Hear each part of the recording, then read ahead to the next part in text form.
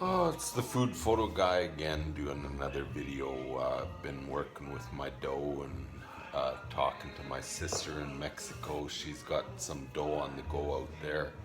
Uh, it's looking really good. And then another local lady that's doing baking sourdough as well that I gave some starter to a little while ago. Her pre-shaped dough or loaf looks amazing. Shout out, you know who you are. And now I'm gonna show you the process of pre-shaping the dough. So I always use a little bit of flour on the table because the dough still is fairly sticky, but you want to kind of don't use too much. There's my dough. You'll notice it's nice and stretchy. Oh, can't forget my good old scraper. So yeah, there's the dough. It's nice and stretchy, nice and bubbly, lots of air in it. So here we go. Dump it out.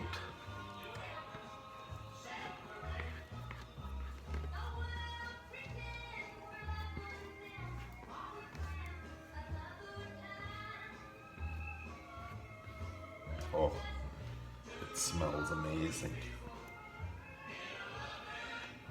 There we go.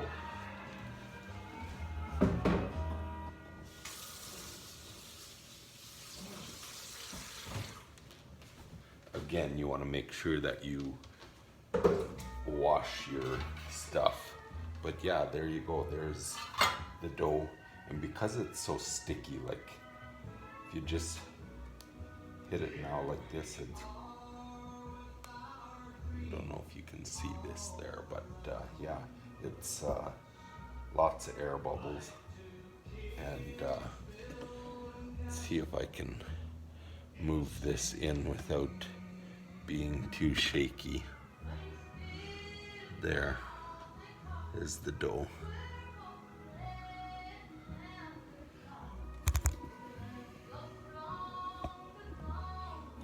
I'll bring this thing as close as I can here so that you can see what's going on.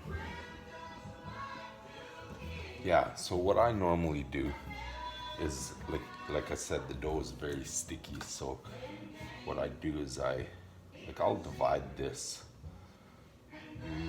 I'm gonna say into 3. Otherwise your loaves become real big and then kind of messes with the oven rise. I like nice small loaves. They look better and they're easier to shape as well. So, but there we go. We'll divide this dough into thirds.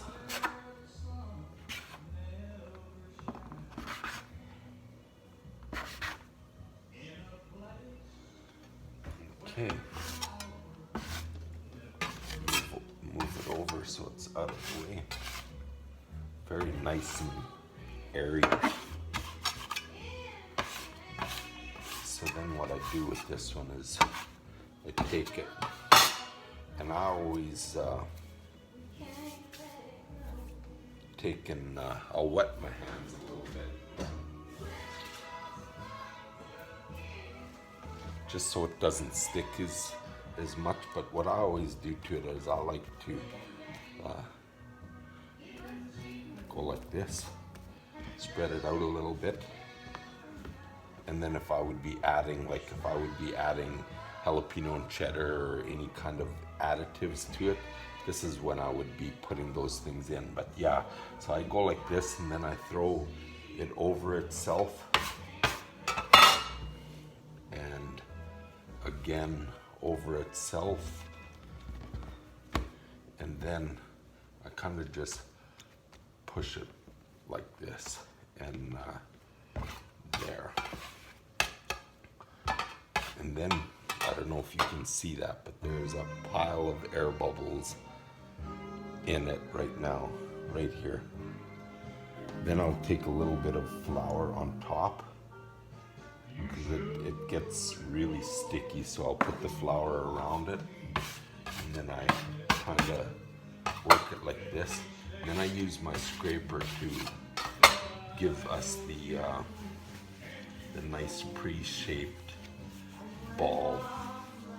And because this dough is, like, I already know that it's very workable, I'll pre-shape it like this. And then I'll take and make myself a spot here, because I always have my dough sitting on the counter for half hour or so. But I'll show you once I got them all shaped how much air is in here. But then I take it and I just set it down over there, and then I repeat the steps on these other dough. And you'll see that it's very sticky dough because I've got quite high hydration on this one. And I've been doing it for a few years now already, so I've kind of learned how to play around with it. Fold it over on itself, and again, fold it over on itself. And a little extra flour under there so I can turn it, and then pull it up, and then drop it on the sticky side. So once I do that, then I take and flour the top of it. This is just so that I gotta flour it anyway to put it in my banneton, so this is just so that I can work it a little easier. And then I usually just give it a few with this just to kind of get it to the shape that I want. Again, it's all full of air bubbles, so then I take and work it so that it gets a nice pre-shaped skin. Like, you want to kind of have a little bit of a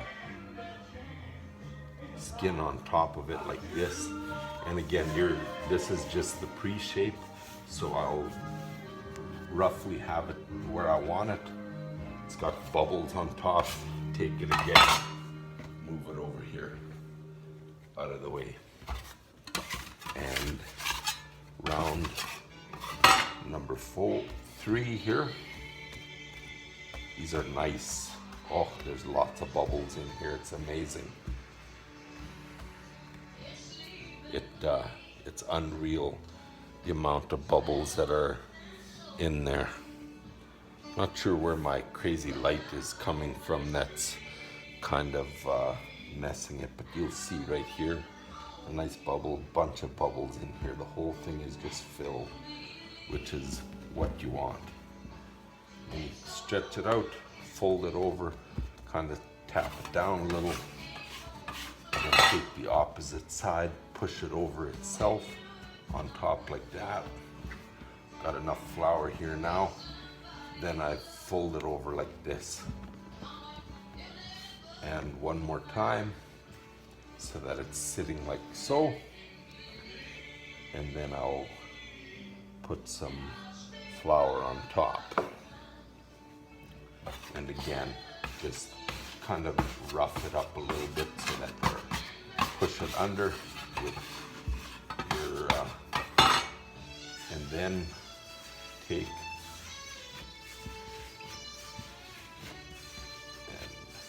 and run it back and forth a few times.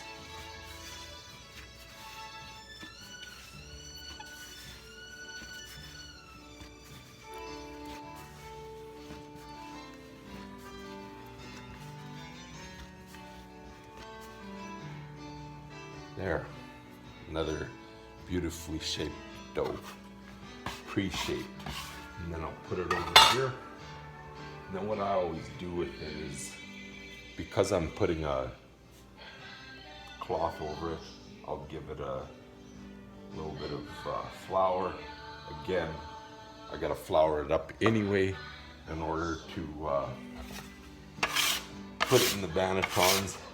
Yeah, and then I just kind of clean this flour up, throw it closer there, and then what I do is I